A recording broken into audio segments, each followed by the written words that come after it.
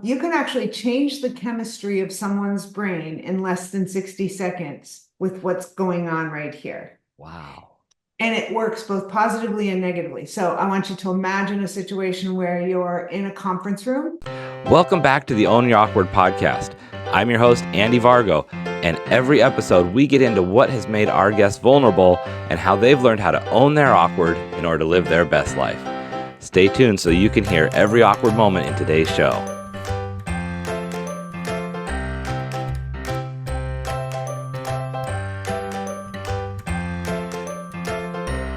Hey friends, welcome back to another Own Your Awkward podcast. And today this is another revisit with a guest, which has only happened one other time. I am super excited to have my good friend and inspiring collaborator here, Melissa Hughes. How are you today? I am great.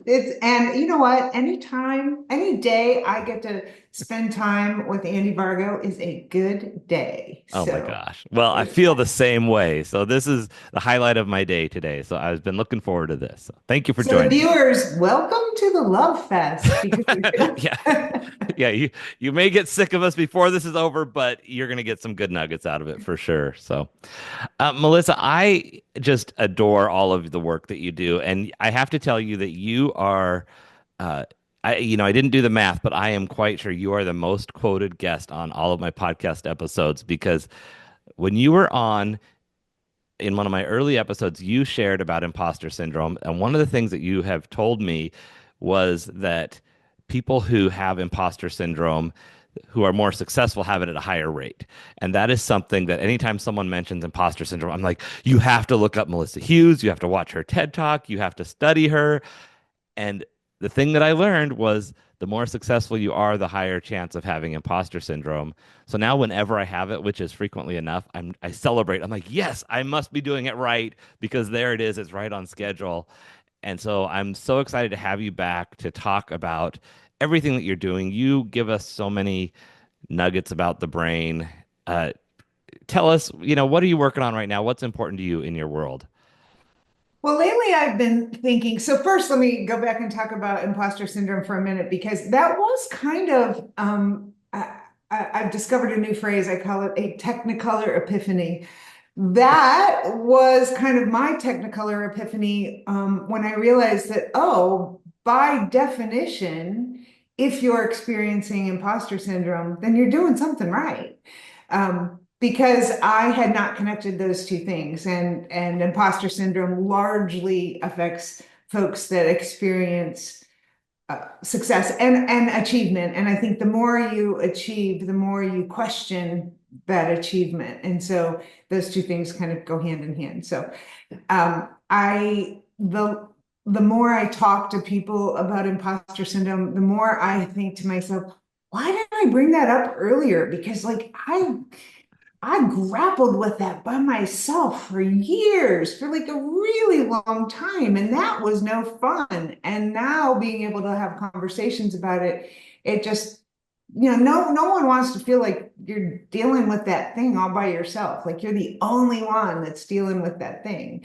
So it's been fun to talk about imposter syndrome with lots of folks. So I'm glad that you enjoyed that too. Oh, I bet so. So why do you think we sit in that space by ourselves with so many of our struggles? Oh, the inner critic, well, my inner critic is a complete bitch sometimes. And I think, the inner critic wants the inner critic thinks that it's protecting us from, putting ourselves out into the world and not showing our best selves off. And so I think when we say, in my case, it was, I think I'm a fraud. Like I feel like a fraud. And that's not an easy thing to say. I mean, Mm, no one wants to admit that they're fraud, that they're like, right? they're not going to admit embezzlement. They're not going to admit the Ponzi scheme, right? That's Right. just not. And so it's the emotional equivalent of admitting that have just cheated all your friends and family out of all kinds of money. But no one, our inner critic tries to protect us from those kinds of situations. And I think what happens in that is in that protection, there's this layer of shame. And Mm. it's self-inflicted, it's self-imposed, like we do it to ourselves.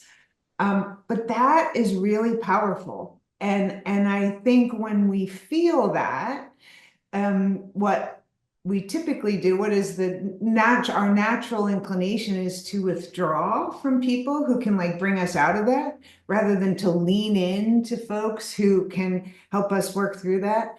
And so, when you feel social rejection, you withdraw instead of like trying to find social connection, right? It's not intuitive to lean into other people when we're feeling rejected.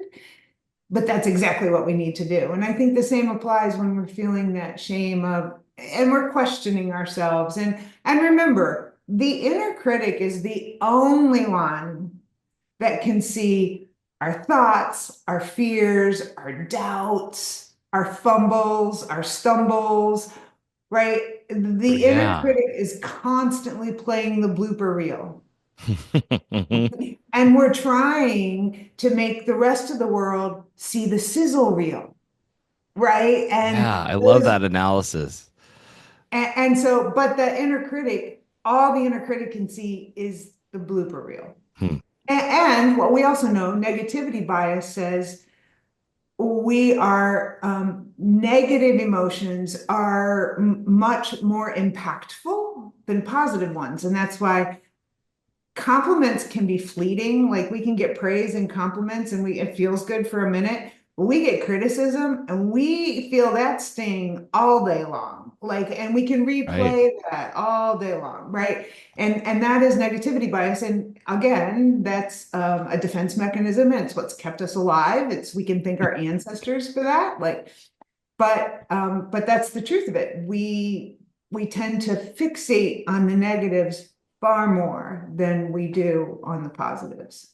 Wow, this is what I love about your approach is that you know the science behind everything. You are a neuroscientist. You know how our brain works, yet you share it in a way that is relatable where I'm like, I don't have to keep up on the terminology and the difference between what kind of hormones are being released in our brain. I just know you're going to give it to us straight. And I love this concept of the blooper reel versus the scissor reel because I think about the times where I'm watching an actual reel on social media and I set my phone down and start doing the dishes or something, and that reel plays over and over again. And it just keeps replaying. And at some point, you're like, why is that saying the same thing? But that's how our brains get in that negative space. It's so true. And it's so it's so not the way the rest of the world looks at us either. Mhm. I watched this. It was a while back, and I don't even remember the actress's name, but she was going up on stage to receive a Golden Globe Award, and she tripped on her dress, and she like face planted, like Oh no. fell straight down. And people swarmed to the stage and tried to help her with that. But as I was watching that, and I remember thinking, oh, that would totally be me. Like I would Oh no. totally do that. Right. Right. And then I remember after that happened, people were so empathetic. People felt like I did, thinking, I can totally relate to that. And Yeah. that thing that happened to her actually endeared her to people. And people Wow. were so supportive and reached out and like telling her how beautiful she was and said, don't worry about that. I would have done that too. Like that Hmm. could have happened to any of us. And I really believe that people around us are that kind. I mean, Hmm. sometimes it feels like we live in a pretty unkind world these days, Sure. but I really think that mostly people are kind and mostly people don't want to see us in those uncomfortable spaces. Right. And something else that you said that really relates there is that it was like through her mistake that actually endeared people to her more. Through the thing that you don't want the world to see, it's actually what brings people closer to you because they're like, man, I can relate to that. I can't Yeah. relate to the perfection because I'm playing the blooper reel in my head. Right, right. That's exactly, you just connected all of those dots. Andy, well done. And there is science there that is actually fun fact that is called the pratfall effect. So you can all go do a little Google search on that. But I mean, it is true. It's because we're all seeing our own bloopers. And so when we see somebody else's blooper, we're like, oh man, I can relate to that person, right? Yeah. Instead of judging it. And when we're making the blooper, all we feel is that everybody's judging us and laughing at us. And that's just not the case. Oh, I love that. I feel like there has been a shift in what is acceptable, like especially in a lot of leadership and corporate space where it used to be, I think of like the 80s and 90s where it was like, don't ever let anybody see you be vulnerable. Don't let them see you look weak. And we've at least come far enough now that we can have those conversations and talk about those things. But having the conversation is one thing, and then having the comfort level in yourself where it's like, I can be empathetic to somebody else when they have a mistake because that makes me feel like, oh man, they're human. But then I flip the script on myself and say, but I'm not supposed to be human. And how dare I have a mistake that's public? And I think that's the part that a lot of us struggle with is we can see it in others, but how do we split that and have that grace for ourselves? Well, there are two pieces to that. And one is what's going on in our own brains, but the other is what's going on in the environment around us. And we talk a lot about psychological safety. And I've been grappling with what psychological safety really means. And Amy Edmondson is a great place to start. But I've been really thinking about this illusion of psychological safety. Like, imagine you're in a group and you have something on your mind and you really want to share it, but you're looking around thinking, I don't know, is this going to be well received? Like, are they going to care? Are they going to listen? Or worse, are they going to judge me for Hmm. saying, I'm kind of worried about this? Right. And by definition, if you're worried that people are going to judge you, then that is not psychological safety. Mm. Right. Yeah. And but I think a lot of people conflate comfort and conformity with psychological safety. Like if everyone goes into the room and we all smile and we all agree and there are no difficult conversations, that's not safety. All right. That's Okay. comfort. And maybe that's that's putting pressure on people to just conform. Like Mm. maybe then the norm is not that everybody is free to say what they feel or free to ask questions or free to admit mistakes, which are all factors of psychological safety.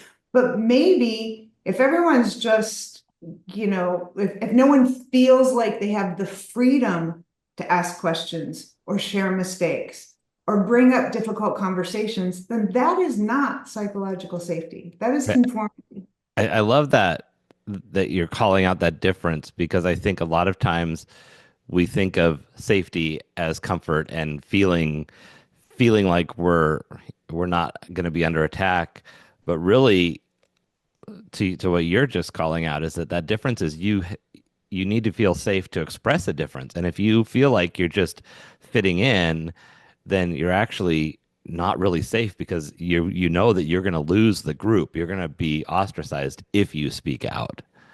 Yeah, and it's not just people in the group attacking you. So have you ever have you ever been in a situation where you're in a group of people and you really want to share this thing? This has really been weighing on your mind lately, and maybe it's a little bit controversial, and you're not afraid of people disagreeing with you, but when you put it out there, there's this awkward, uncomfortable silence, and like, Yeah. the energy is kind of sucked out of the room. And it's kind of like if you could read the thought bubbles, you would see, Right. did she really just go there? Who Did she invited the bring party that? pooper? Who said that? Right. And it's met with crickets. And so Yeah. here's, one of my favorite sayings is no response is a response. And so if you throw something out there that's really important to you that you are really grappling with and you put it out on the table with a group of trusted people Hmm. and it's met with crickets, that's not safety. And that is not anybody, no one is attacking you. Hmm. but it's Yeah. social rejection. So it's still an attack of sorts. Right. I don't know why I got this visual in my head of Dumbo when when baby Dumbo's ears get big and then all of a sudden he like tries to go see the elephants and they all turn their backs to him and just like crowd him out. Where it's just this, they don't say anything. They just, no, they got silent. And just that appearance of someone being different is enough that we're not going to interact with you.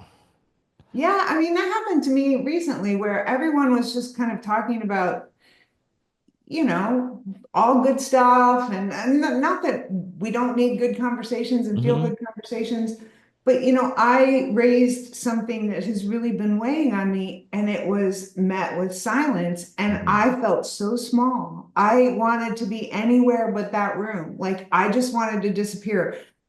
And no one attacked me. No one said a harsh Right. word, but no one said anything. And sometimes there's no difference between being attacked and belittled and being dismissed. That's such a great point because the feelings are going to be the same.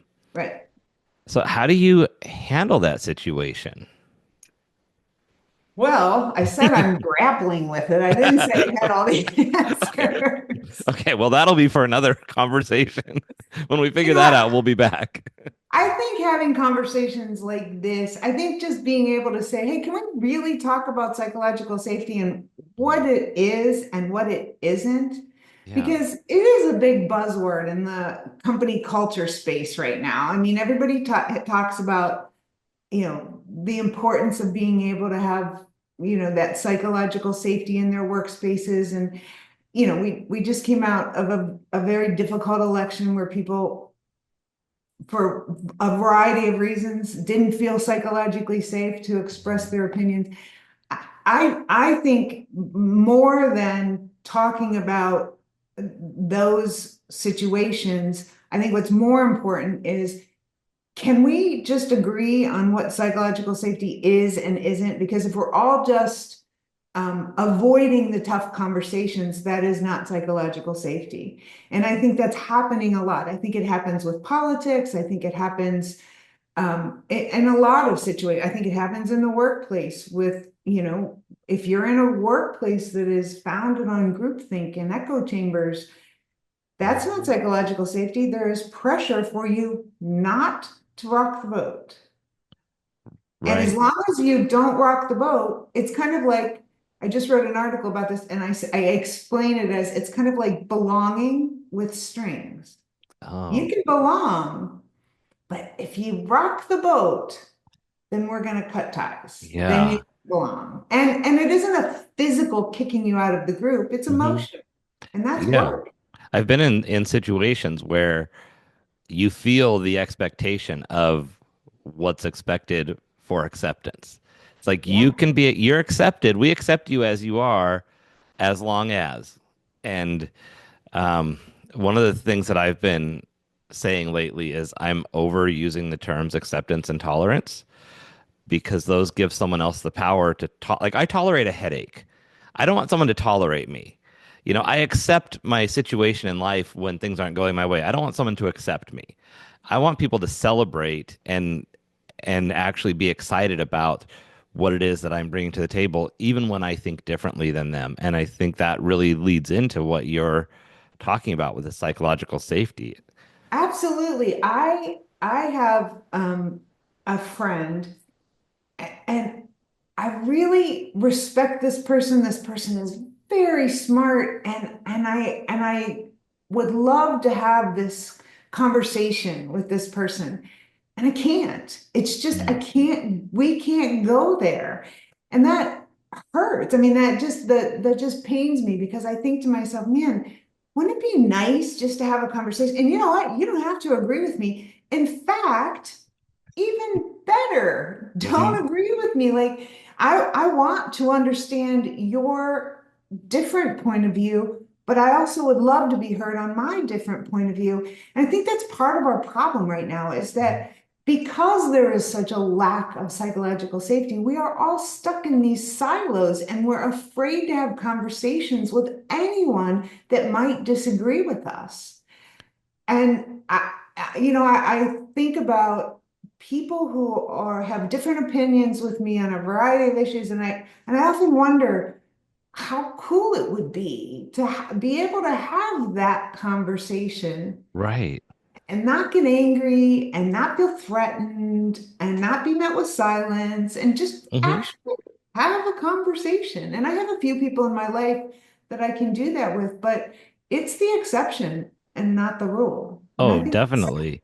And I've had this, I've been in situations with people who are see differently than I do on certain things. And sometimes they've, voiced different opinions. And one of the things that I come back to is, don't you want someone that you respect and connect with and admire in so many ways to be able to be a bridge to your way of thinking rather than like we're at odds and it has to be a fight. Instead, it's like, man, I respect this person in so many ways. They could be a voice for part of how I feel on the other side of the aisle in this conversation if we can connect and have that dialogue. However, right. that, like you said, is a very rare thing to be able to do. And it's not just rare because because of backlash that we might get from bringing it up. Hmm. It's also because if we bring it up and people are like, "Oh, I'm not going there," like, nope, Right. don't want it. Because I've been in both of those situations where I try to have a conversation with someone with whom I fundamentally disagree on some issue that's super important to me. And I don't know if you know this about me, Andy, but when I feel hard, like I do, right? I believe it. And I have this conversation with this person and it ends up in name calling and Oh gosh. Right. just bad feelings all around. That doesn't feel good. But it also doesn't feel good when I bring up a conversation about something that's meaningful to me and it's like, yeah, I don't want to go there. That's like way too uncomfortable. Right. That's Yeah. not safe either, Right. Yeah, that's a right? good example of both ways of being kind of, not psychologically safe. It's like, okay, you're either getting it in your face or you're just basically getting ignored. Yeah, and I think we really, I think it's time. I think it's been time, but um I think enough people are thirsty for meaningful dialogue about things that really matter because I think people, no matter what their belief systems are, those things really matter to them and they really want to have conversations, meaningful, constructive dialogue with Hmm. people who might disagree or people who might be able to share different insights or a different perspective. Right. And I just think it's really time that we redefine what psychological safety really is. Hmm. I love that. Do you think this plays into our quest to reaffirm confirmation bias? I mean, you write a lot about, or you have in the past written a lot about and talked about confirmation bias and how that just feels good.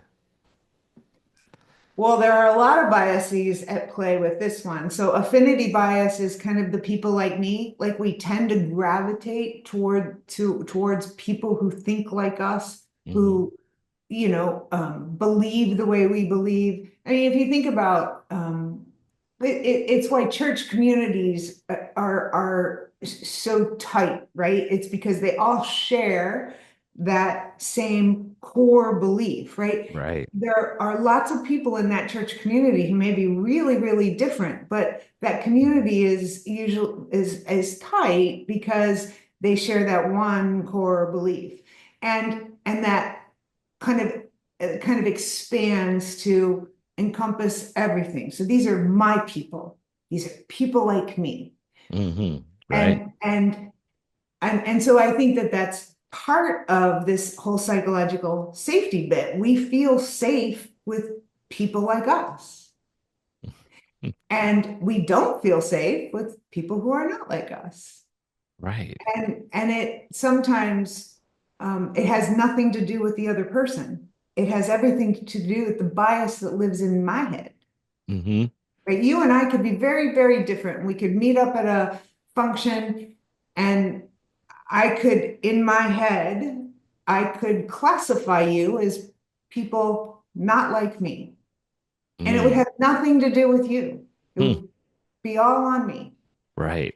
So I think we all have a responsibility to check our biases too and say, Mhm. is this me Hmm. judging that person? Or Right. is this that person saying they don't want to be in my group? Well, that explains so much that feeling when we learn that little piece of somebody that surprises us because we're like, oh, wait, we have that connection in common, or that's a different way than I haven't seen you because I haven't classified you that way. And then all of a sudden you're like, oh, well, maybe Andy's not so bad now that I know this piece of him. Or maybe, Melissa's a little bit closer to me than I thought because I didn't know this piece of her. And, but going into it, you're right. Yeah. We put everything into a column or a silo based on how we think that person is going to be on the very little that we know about people. Yeah. And you and I just got back from NLV, and that reminds me of how it feels when you know someone digitally, like you have a Mhm. digital relationship. Right. And you read their stuff. And I mean, I've probably written a million things that I think now, oof, I wish I wouldn't have put that out into the universe. But I did. At the time, it was like burning inside of me and it had to Right. get out. And so I did that. But you read things that people put out there, or you read their words in conversations and exchanges on LinkedIn or Facebook or whatever. And then when you meet up with them and you form this opinion based on words on a Sure. screen, Yeah. right? And then you meet up with them and you go, oh, well, she's pretty nice. She's pretty Mhm. smart. Or Right. I never saw that side of him before. But before you meet face to face, you've actually formed a pretty concrete opinion of someone else and whether Yeah. or not they fit in your world. Yeah. It makes me rethink how many people I have that judgment of, or that, I've seen online and you see their comments. I think, oh, maybe I need to give someone another chance, or even hop on a Zoom call and just like, okay, let's get face to face so we can at least connect and maybe I can hear the inflection in your words and that'll change how I perceive the situation. Yeah, I mean, think about how many times, well, I think about how many times have I misinterpreted someone's LinkedIn message or email Mhm. message. And then I think about myself when I'm busy and I get a notification and I stop what I'm doing and I come over here to respond to that notification and I pound out some response and I don't mean anything by it. Like I'm not angry or whatever, but it sounds really abrupt and really Hmm. cold. And I send that off and then I get back to what I'm doing. You know, when I think about that, this is another one of those quirky biases in the brain. It's called fundamental attribution error. When it happens inside me, it's because I'm busy. It's because I'm multitasking. It's because, I didn't mean anything by it. But when Right. someone else does that to me, then it's their character.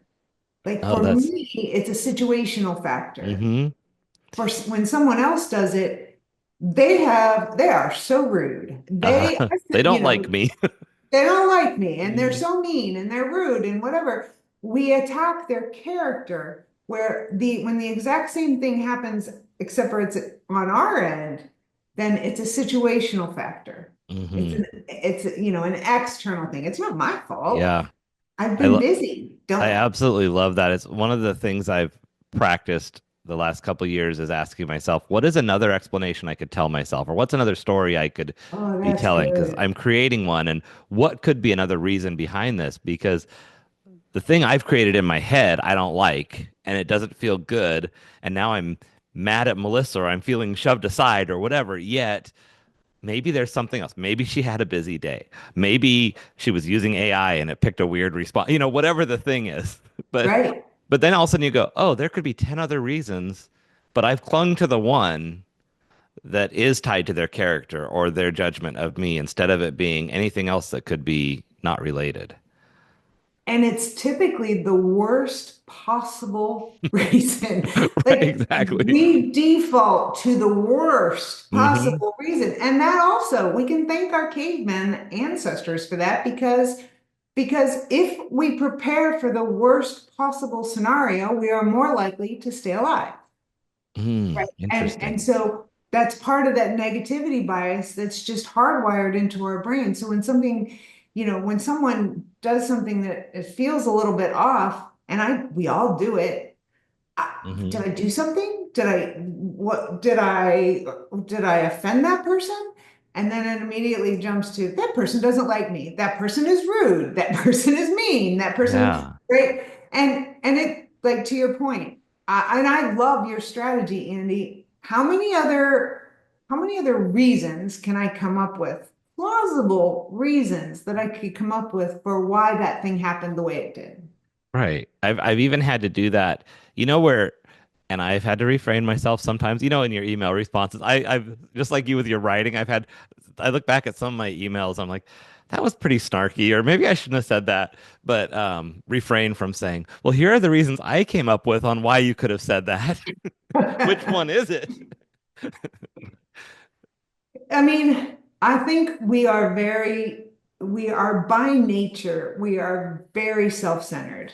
I mean, the world, it is all about us. And I mean, it's because we're the only ones that can see everything that's going on all around us. And I think it takes intention to step out of that mindset Hmm. and think about, first of all, how are people receiving me? And secondly, well, what's going on in their orbit that I know nothing about? You know that old saying, everybody's fighting a battle you know nothing about? Yeah. Yeah. You know, you walk down the street or you walk in through the grocery store and look at faces. And I mean, I do this a lot and I think, I wonder what that person's grappling with right now. I wonder Hmm. what worry is on that person's mind. And everyone might have a perfectly pleasant look on their face. Yeah. But we've all got something that we're Hmm. worrying about. Yeah, I have that thought. Sometimes I'll be sitting in a coffee shop. Spend a lot of time sitting in coffee shops, writing and getting work done. And I'll look around the room and it might be packed. And I think everyone had a different set of circumstances that brought them here today. Someone might be there for an interview. Someone might be there just to get out of the cold because there might be someone who lives on the street or doesn't have a good living situation. It might be people meeting old friends. It might be people, a mom bringing her kid there while her other kid's at school. And you just look and you go, wow, there's just all of this life happening. And outside of this one room, so many backstories that are going on right now today. And it just makes you really appreciate, that there's so much we don't know. Yeah, and I think it also makes us appreciate that these tiny, small acts of kindness can make a huge impact. Like it might take us 30 seconds to make eye contact and say hello, how are you? Or, strike up a conversation with someone who is sitting all by herself or himself. And Hmm. I think sometimes that we underestimate how powerful those small random acts of kindness can really be. Hmm. And I mean, come on, the world can be a really shitty place Oh, sometimes, yeah. right? Hmm.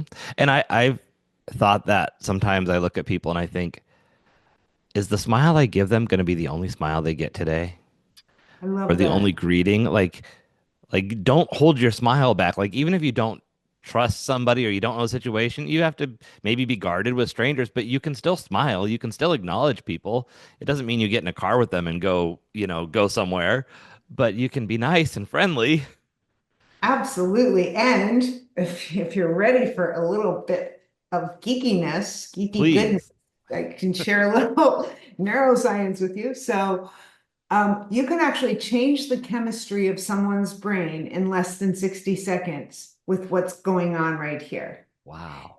And it works both positively and negatively. So I want you to imagine a situation where you're in a conference room and you're waiting to have a meeting, and the leader of the meeting walks into the room with a really angry, frustrated, fill in the blank look on their face, I've been there. right? We've all been Mhm. there. Yeah.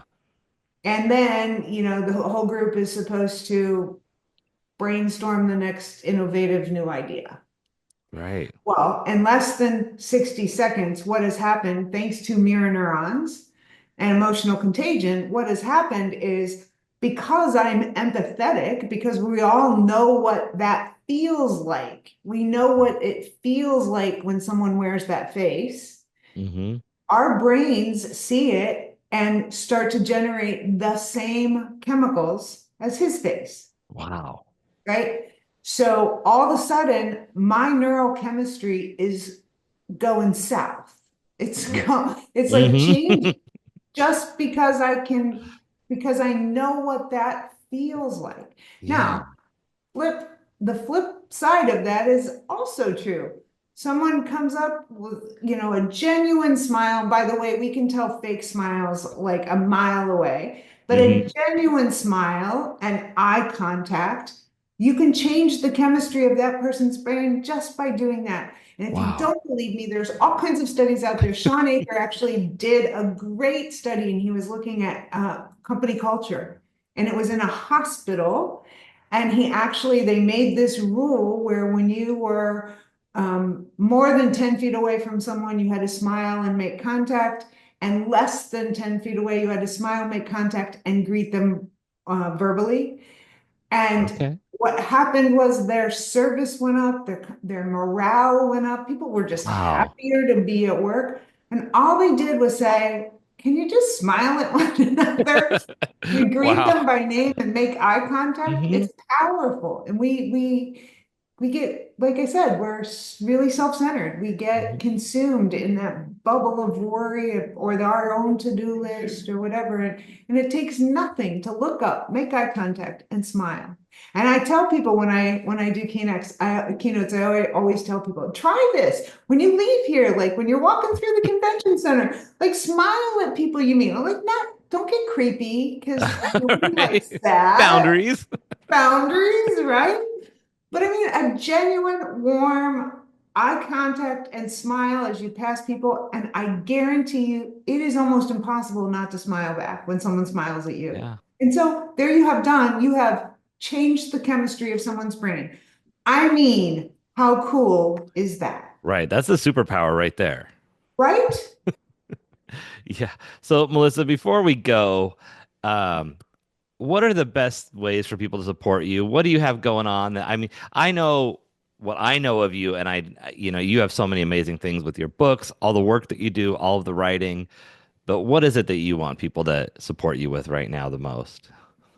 Well, I send out a neuro nugget every Friday. I'm a terrible marketer. I love to share geeky goodness, but I don't sell you anything actually. So good for you, bad for Hmm. me. But if you want to receive my neuro nugget, I send it out one or two a week. I'm starting to experiment with another one because people are enjoying them on the weekends when they have a little bit more time. Hmm. So if you would like to receive my Neuro Nugget, you can go to melissahughes.rocks and subscribe. And I am constantly writing and adding to my blog. It is just a cornucopia of neuroscience goodness. So, I absolutely love it. I feel like of the people I follow, and it's hard to tell with the algorithms if it's just because I love you so much that I see you all the time, but you have to be, if not the most, one of the most prolific writers on LinkedIn, where I'm always seeing your stuff, and it's always a different angle, and it's to me it just always seems so timely in what's going on in my life. Where it's like, man, I'm glad I saw that today, and the it's nice to know the science behind how I feel. Because, like you talked about this conference room, I think we've all been in those rooms where we're like, what is the vibe in here? What is going on? And to right. know it's not just this cloud that's over the room, it's actually science that's working in our brains. Right, right. And I would be remiss if I didn't come right back at you, Andy, and say, whenever I see your stuff, it either makes me smile or think or both. And that is a trifecta win right there. And so I am grateful for you and for you speak to me because we all have that awkward person inside that is clamoring to be heard and understood. And you always make me understand my awkward being Oh, in. well, thank you. I try. I try to just have it be the lessons, we're all going through things, and if I'm learning something today, someone else might need to know that, and they might not have connected the dots. So if I can just put it out there, that's the goal. But you do it with humor and levity. And honestly, in the grand scheme of things, those moments are priceless because sometimes, you're head down and you're focused and you're on something serious. And then here's this nugget over here by Andy that is learning and funny. And you can't put a price on that. Oh, That is just gold. So well, thank thank you. That means a lot coming from you. So I appreciate it. Well, Melissa, uh, I absolutely love everything you do. I could talk to you for hours and we could keep the love fest going, but I know you've got more neuro nuggets to write and more content to create as well as a life to lead. So I just so appreciate you being here today. thank you, Andy. It's always a pleasure to hang with you. I love you. Love you too. And everybody else, be sure you go out there today. Sign up for the Neuro Nuggets at melissahughes.rocks. And if you're driving down the road, don't pull over and try and write this down. Just click the link in the description. It's right there. And of course, own your awkward. Thank you so much for listening in for today's show. Be sure to visit awkwardcareer.com to continue your journey. And of course, please like, subscribe, and share with your friends so they can find their awkward side and learn how to own it.